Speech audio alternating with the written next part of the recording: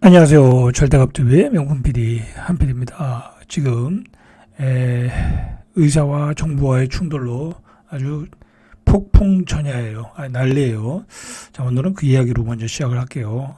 아주 초미의 관심사예요. 지금 저도 이게 지금 결과가 어떻게 끝날까 굉장히 궁금해요.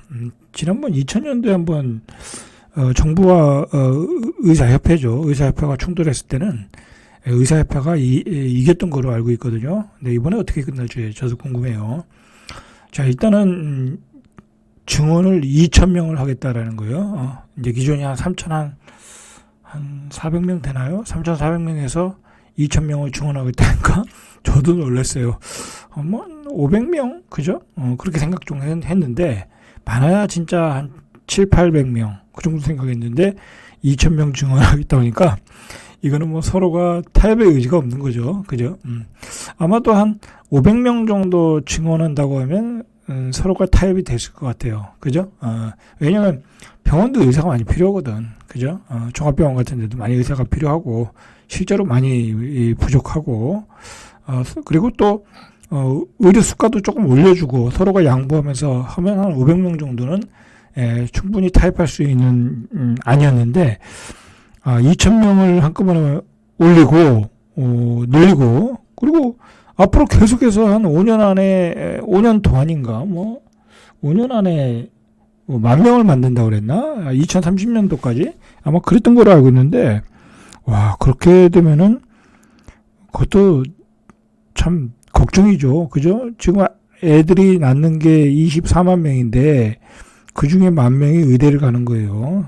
이제 뭐 유럽이나 그죠? 외국처럼 이제 의대를 쉽게 가는 거야. 그죠? 뭐 공부 못하면 떨어지는 거고 탈락하는 거고 그죠? 그런 식으로 가는 게 아닌 건가? 그렇게 조정을 하는 것 같아요. 정부 입장에서는 문을 개방을 하는 거죠.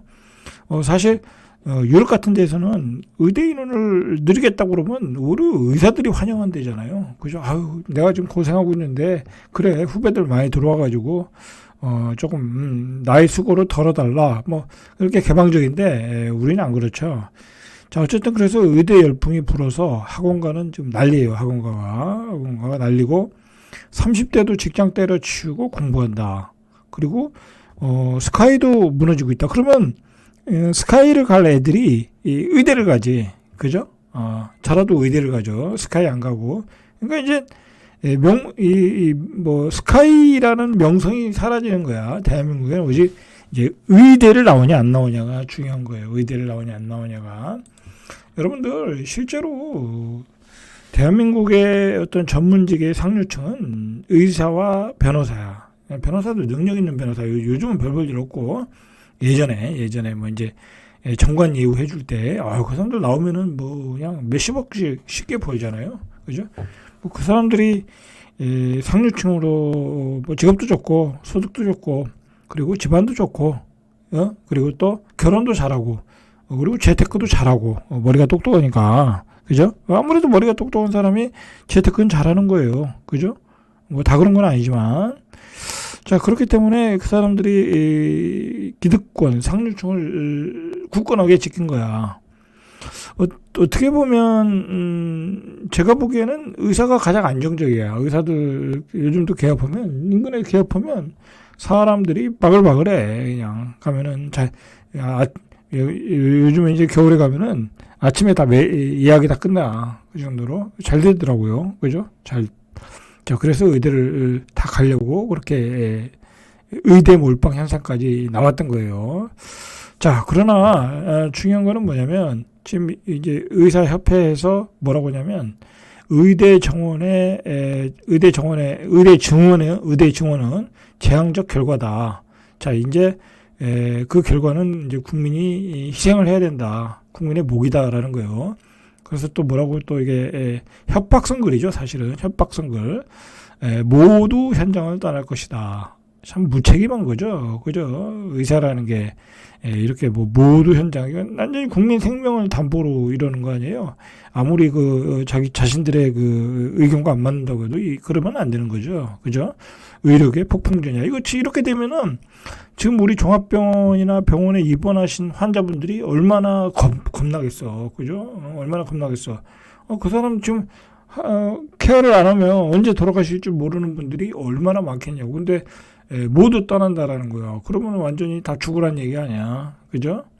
지난번에도 그렇게 해서 이 사람들이 이겼던 거 아니에요? 근데 이번에도 그렇게 하겠다라는 거죠. 근데 이번에는 좀 모르겠어. 윤석열 대통령이 굉장히 이제 강한 의지로 밀어붙이고 있거든요. 사실, 저게 처음에 나올 때 가능할까 했는데, 말씀하시는 거 보면 굉장히 강한 의지야. 그것 때문에 또 이 여론조사도 잘 나오고 하니까, 어쨌든. 자, 이게 또 재밌어요. 재밌는 얘기는, 이게 뭐가 재밌냐면, 지금이 이제 앞으로 선거가 이제 정치적인 얘기는 아니고요. 어쨌든 선거가 한 2개월 남았나요? 그죠? 4월 달이면 2개월 정도 남았다고 하고, 그러면 이 사건으로 최소한 한 달 이상은 갈 거라고. 그러면 이 선거 총선 국면에서 어떻게 보면 이걸 밀어붙이는 당이 힘이 있어 보이잖아. 유리할 수 있는 거예요. 아주 선거 전략적으로도 적절했다라고 봐요. 여당 입장에서는. 야당 입장에서는 뻔히 보이는 거고. 자, 어쨌든 그 얘기는 그렇고, 노한규 전 의협 회장은 이 소셜 네트워크를 통해서 이 사람이 이제 이쪽을 리더하는 대장이죠. 이 사람도 머리 아프겠어 보니까. 해필 이때 의협 회장이 돼가지고 이제 이 사람이 앞장서서 싸워야 되는 거 아니야. 이제 앞장서서 싸우다 보면 여러 가지 불이익을 받겠죠. 그죠? 정부가 이렇게 강한 의지로 오는데 가만히 있겠어요. 어떻게든 위법적인 요소가 있거나 개인적으로 있으면 트집을 잡겠죠. 그죠? 자, 이 사람이 뭐라고 했냐면 여러 차례 강조했지만 정부는 의사들을 이길 수 없다. 대놓고 얘기하더라고요. 정부는 의사들을 이길 수 없다.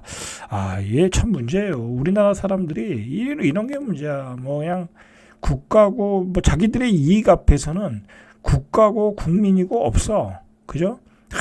이게 기득권들의 어떻게 보면 의사가 다 나쁘다는 건 아니에요. 저는 그런 건 절대 아니고, 저는 의사들한테 항상 감사하게 생각해요. 항상 감사하게 생각하고, 지금의 의료 수가도 올려줘야 돼.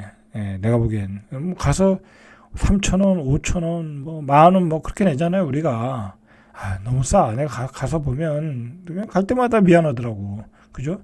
2배, 우리가 최소한 내는 비용은, 국가가 내는 비용은 그렇다 치더라도, 우리가 내는 비용은 올려야 돼. 그죠? 3,000원, 5,000원이 뭐냐고. 그죠? 10,000원, 20,000원, 그렇게 올려줘야 돼. 제 개인적인 생각으로는. 어쨌든, 여러 차례 강조하지만, 정부는 의사를 이길 수 없다. 이렇게 대놓고 얘기하더라고요. 근데, 2000년 의약분업 당시에 비극적 혼란이 재현될 거다. 이렇게 자신 있다 이거죠. 그리고 그는 의대 증원을 추진한 윤석열 대통령과 박민수 보건복지부 2차관 등에 대해서도 비난의 소리를 높여갔다. 대통령도 이제 대놓고 까는 거예요. 정말 이 대단한 사람들이야. 이 의협 회장은 이 윤석열 대통령이 성격이 만만치 않은데 이렇게 대놓고 까다가는 크게 한번 맞을 수 있죠. 조심하셔야 되는데 이분은 단 한 명의 생명이 희생돼도 정부 탓, 그리고 정확히는 김윤, 박민수, 윤석열 책임이다. 이렇게 세 사람을 언급했어요. 이 김윤은 이 사람도 의사인데 이 양반은 의대 증원을 주장하는 사람이야. 서울대 의료관리학과 교수야. 그러니까 이 사람까지 이제 싸잡아가지고 욕을 하는 거죠. 이 세 사람이 책임을 져야 된다라는 거죠. 자, 그리고 이게 지금 얼마나 이제 충돌이 아주 급하게 돌아가고 있냐면, 대한응급의학회사에는, 응급의사에는, 이거 말 그대로 이제 급한 환자들이 이제 치료하러 오는 거잖아요. 근데 이 의사회도 이게 또 회가 있나 봐. 비상대책위원회 구성을 하고, 더 이상 의사들은 범죄자 소탕하듯이 강력하고 단호하게 처벌하려 하지 말라. 범죄자 처벌하듯이 처벌한 건 없죠. 그죠? 근데 이런 표현을 쓰더라고요. 그래서 어쨌든 응급의사 의사도 그러니까 파업을 하겠다라는 거죠. 철수를 하겠다라는 거지. 치료 안 하겠다라는 거지. 그러면 뭐 공장에서 손 잘려온 사람들, 발 잘려온 사람들 그러고 치료 안 하겠다는 얘기잖아. 난리가 나겠죠. 그죠? 완전히 뭐 자신의 어떤 직업 윤리를 다 버리는 거죠. 그죠? 직업 윤리를 다 버리는 거죠. 자, 이제 반대로 우리 그 정부 측에서는 보건복지부 장관은 의대 증원이라는 것은 지속 가능한 병원을 만들려는 것이다. 지금 사실 모자르거든요. 왜 모자르냐면 의사들이 이제 예를 들어 종합병원에 더 많이 남아야 되는데 뭐 내과, 외과 뭐 그런 외과 수술은 남아야 되는데 전부 다 개업을 하는 거야. 그죠? 좋은과, 성형외과 뭐 그런 쪽으로 다 개업을 하니까 안에서 일할 의사가 없는 거야. 그죠? 그리고 뭐 지방은 말할 것도 없고, 그죠? 그래서 그런 인원을 확충해야 된다라는 거잖아요. 그래서 의사를 많이 뽑으면 이렇게 되겠죠. 나가서 개업하려고 해도 너무 포화 상태니까 개업을 안 해. 그죠? 그리고 이제 종합병원에 남는 거야. 페이닥터로. 페이도 많이 주잖아요.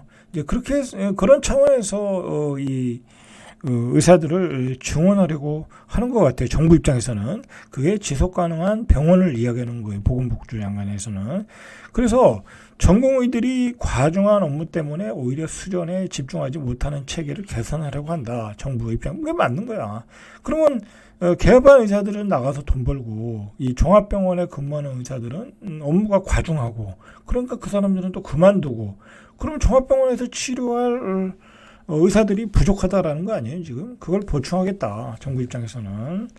그렇게 되는 거예요. 이게 그래요. 사실은, 늘렸다, 줄였다 하면 되는 거야. 아, 이게 의사가 너무 많다. 그러면 줄이면 되는 거죠. 그죠? 그런 식으로 하면 되는 건데, 무조건 그냥 인원수를 고정해서, 우리의 밥그릇을 빼앗아가면 안 된다. 그렇게 나가면 이게 국가가 유지가 되겠냐고. 그죠? 이거 완전히 사단이 날 것 같아요. 사단이. 그래서 어쨌든 설이 끝난 후에는 집단 휴직을 하겠다는 거야. 전공이 8,800명이. 그래서 정부는 의사를 이길 수 없다. 그런 얘기가 나온 거야. 종합병원에 이제 전공의들이겠죠. 뭐 개인 병원들이야 뭐 휴업하겠어요. 자기들 수익이 날아가고. 간호원들 월급 줘야 되는데 그렇지 않을 거고 바로 이런 빅5 서울대병원, 세브란스병원, 뭐 삼성병원, 아성병원 이런 병원들에서 집단 휴진을 하겠다라는 얘기가 나오고 있어요. 자, 뭐 다 반대하는 건 아니더라고요. 대한병원협회 병협 병원단체는 의대 증원에는 찬성하는데 규모는 조금 조정하자. 뭐 그런 얘기도 있어요. 자, 윤석열 대통령은 우리나라의 고령화 때문에 이게 이제 고령화 되니까 병원을 많이 가게 되거든요. 뭐 저만 해도 이제 50대 들었으니까 병원 가는 횟수가 한 5배는 늘어나는 것 같아. 그죠? 그러니까 얼마나 다른 사람도 늘어나겠냐고.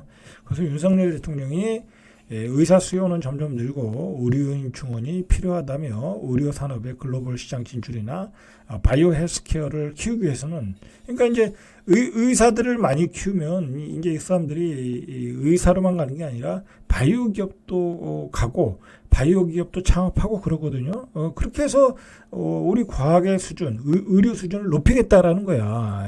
우리나라의 정책은 좋은 거죠. 그죠? 우리나라 사람들의 강점이 뭐예요? 머리가 똑똑하다라는 거 아니야. 우리나라 사람들은 머리가 똑똑하고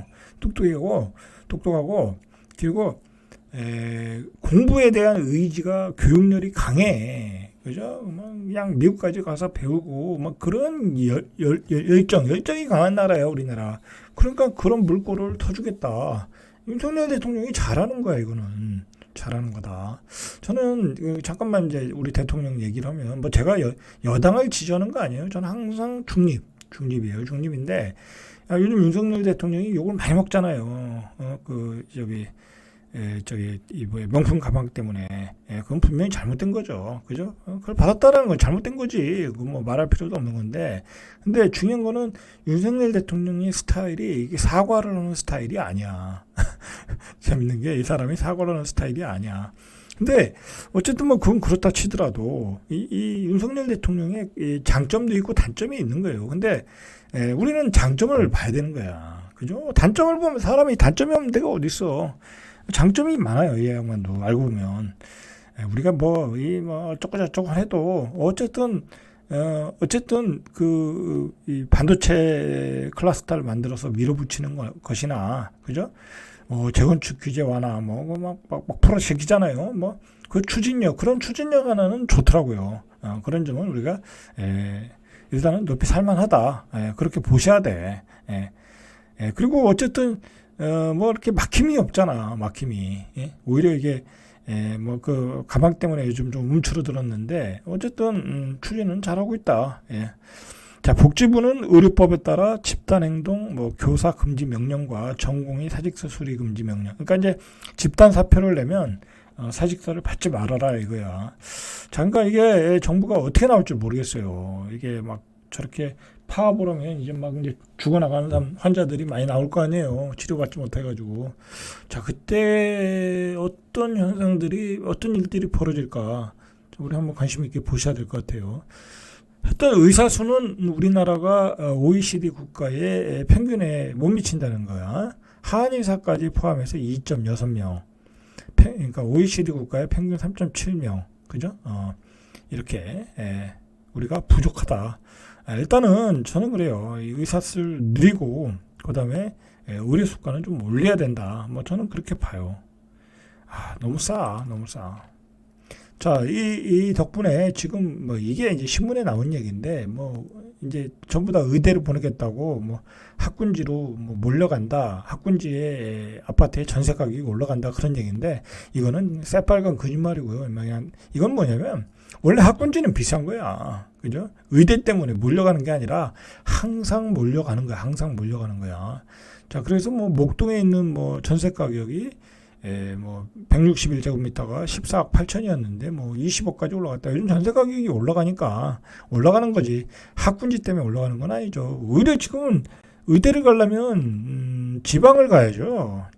그죠? 지방을 나와야 지역 인재로 뽑는 거 아니야. 공부로 의대 간다는 거는 그거는 쉽지 않아요. 여러분, 공부로 의대 간다는 거는 쉽지 않아. 그건 타고난 아이들이 가는 거예요. 공부해서 될 일이 아니야. 그냥 머리가 좋은 애들이 가는 거야. 근데 또 다른 방법이 있잖아요. 그리고 약한 부분이 있잖아. 경쟁률이. 그건 지방이 약하잖아. 서울보다. 그리고 지역 인재는 수능을 안 보고도 뽑는 경우도 있고 그리고 지역에서 공부 잘하고 수능 조금 들어가는 경우도 있고 제가 자세한 건 모르지만 그래서 많이 지방으로 갈 확률이 높다라는 거지. 오히려 지방에서 조금 내려가는 이제 기러기 아빠들이 나오겠죠, 그죠? 이제 엄마 아버지는 지방으로 가고 아니면 의사도 지방 가서 개업하고 실제로 그런 사람들이 있더라고요. 차라리 이 개업을 지방에서 하는 경우도 있겠더라고. 지방이 조금 나아지긴 하겠네, 그죠? 자, 그래서 목동의 전세 가격이 조금 올라가고 있더라. 그 얘기예요, 별 얘기 아니야. 이건 내가 보기엔. 자, 두 번째 얘기로는 거래량이 조금 늘어나는 지역이 있더라. 수도권 이제 아파트 쪽이죠, 당연히. GTX 개발 호재가 조금 있는 곳. 우리가 충분히 예상했던 곳이죠, 그죠? 충분히 예상했던 거예요. GTX 발표했을 때 제가 뭐라고 그랬냐면 한 3개월 정도는 이런 효과가 갈 것이다라고 얘기했죠, 그죠?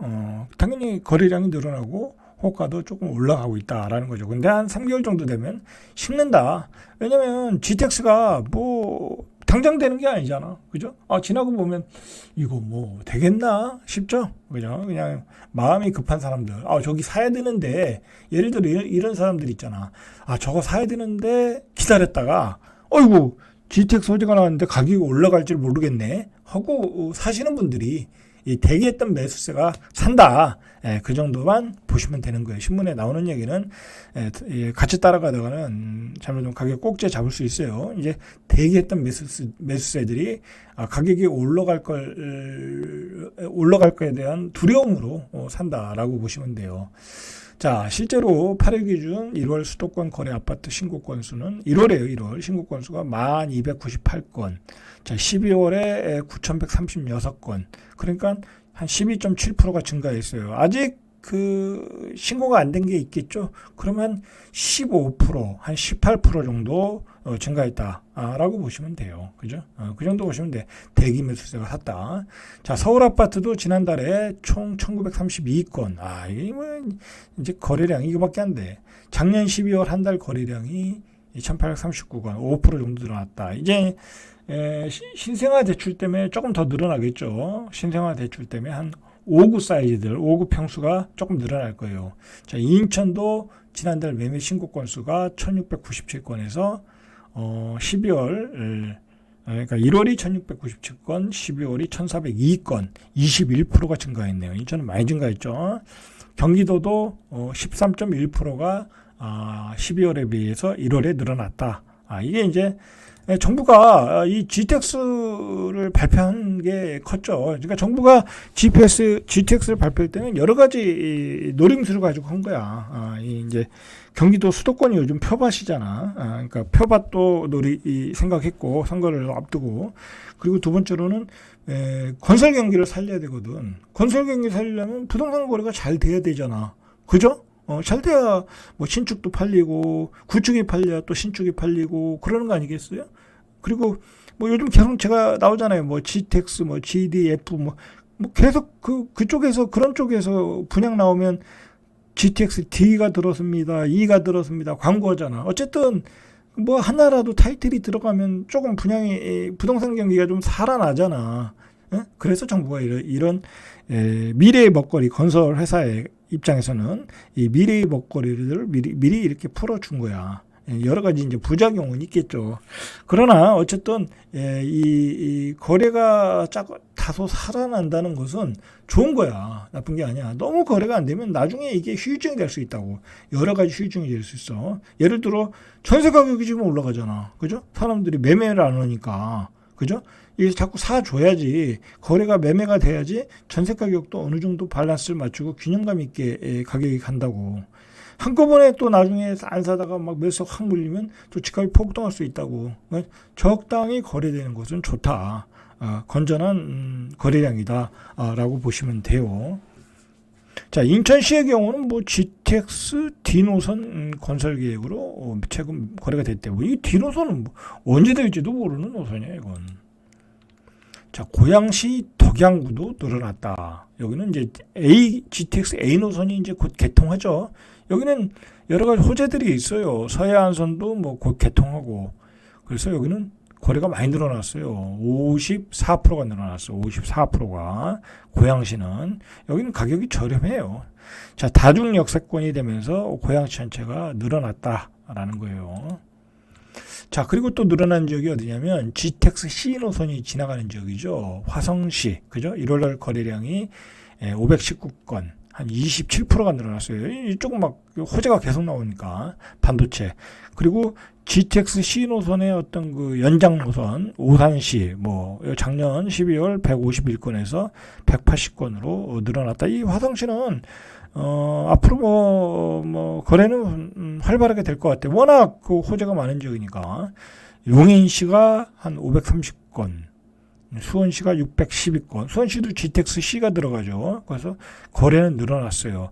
안산시도 여기 뭐 신안산선도 있고 GTX C 노선 얘기도 있고 그러니까 여기도 거래량이 늘어났어요. 자, 그런데 이 문제는 뭐냐면 이 GTX C 노선에 들어가는 수원이 요즘 분양가가 너무 비싸게 나와. 그죠?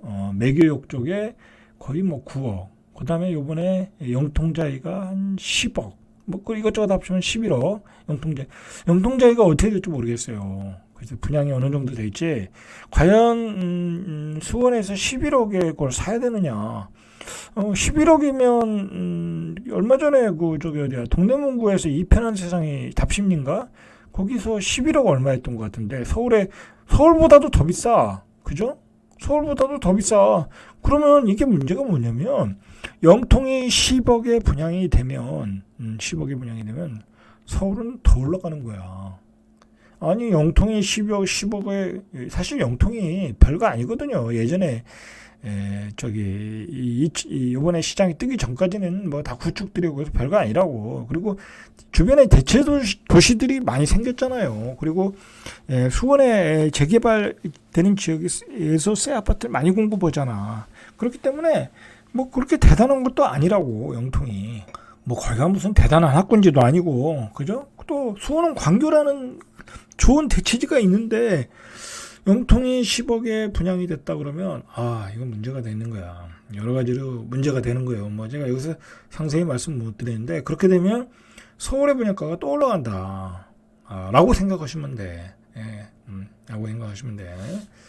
자, 어쨌든 이런 교통 호재로 GTX C라인에 D라인, C라인에 김포, 평택시 이런 데가 거래량이 늘고 실제로 가격도 올라가고 있다라는 거예요. 여러분들, 저는 뭐 팩트만 얘기해 드려요. 뭐 너무 과장되게 얘기 안 해드려요. 여러분들의 그 객관적으로 생각할 수 있도록 팩트만 얘기해 드려요. 뭐 그리고 제가 어떤 생각하고 있는 뭐 집값의 사이클은 이미 다 말씀드렸잖아요. 그죠? 자, 오늘은 여기까지. 이상 절대값TV의 명품 PD 한 PD였습니다.